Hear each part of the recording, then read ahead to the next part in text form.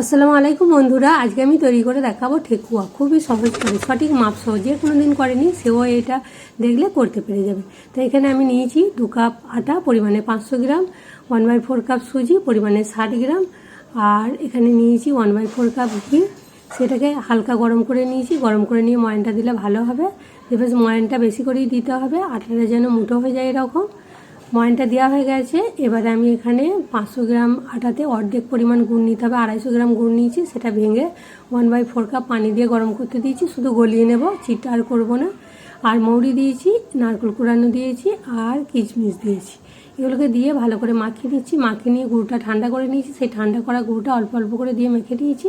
এই আটাটা কিন্তু একটু শক্ত করে মাখতে হবে, আর আমি শক্ত করেই মেখেছি। আমার বাড়তি পানি লাগেনি, যদি পানি লাগে অল্প সামান্য দিয়ে দেবেন। দিয়ে মনের মতো যে যার ডিজাইন একটা করে নেবেন।